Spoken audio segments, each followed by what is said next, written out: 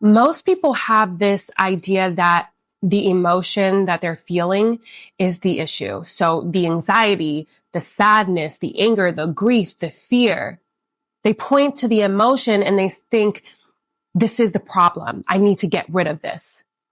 But the emotion itself is not necessarily the problem. It's not the problem. The problem is the reaction to that emotion. The problem is the resistance to that emotion. So when a feeling comes up and you tense your body or you shut down or you distract yourself or try to talk yourself out of it, you stop your nervous system from completing what it's trying to process. And this is what creates the pressure. This is what creates the overwhelm, the shutdown, and the anxiety loops. Your nervous system is designed to feel and release. When you interrupt that process, the emotion stays active in your system. This is why the emotion keeps returning. It's not returning because there's something wrong with you. It's returning because it hasn't yet been processed. And you cannot process anything that you're unwilling to feel. This is where most people are getting stuck because they want the calm, they want the peace, but they're unwilling to sit with the discomfort long enough for their body to reorganize. You cannot block specific emotions. The nervous system does not work selectively.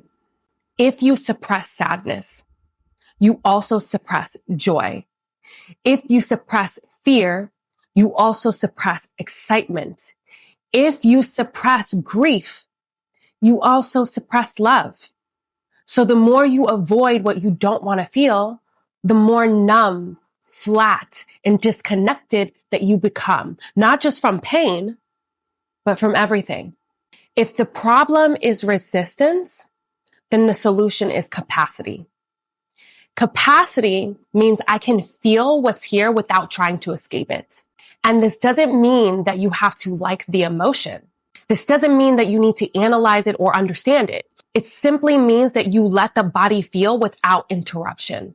So this means that you notice the emotion, notice where it shows up in your body, breathe without changing anything. Do not go into the story. Do not try to fix it. And do not try to control it. Just allow it to be present until it shifts on its own. And when you do this, that emotion will run its course. It doesn't last forever. When you don't, your nervous system holds on to it. This is the difference between regulation and suppression. Regulation means feeling what is here and returning to baseline. Suppression means blocking what is here and never returning to baseline. Most people have been suppressing for years. So when they try to regulate, it actually feels very intense at first. But that intensity is not a sign that something is wrong. It's a sign that your nervous system is finally processing what's been stored for so long. This is why emotional work is so uncomfortable in the beginning. You are literally rebuilding the ability to stay present with yourself. And this is what creates peace, not the distraction, not the avoidance, not mindset work, capacity. The practice is very simple. When emotions come, stop moving away from it. Stay, feel, breathe. Every time you do this, you expand your capacity to hold more. The more capacity you have, the less overwhelmed you become. And this is exactly the work that I do with my clients. So if you're interested in working with me one-on-one, I have a couple of programs. You can message me or check the link below. I also wanted to mention that we are having our live nervous system reset event on November 22nd in New York City. So if you're interested, space is limited. You can message me for more details. And also I have some very exciting news. We just launched today our ceremonial grade cacao. And this is something that really helped me 5 years ago get off all of my anxiety and depression medications.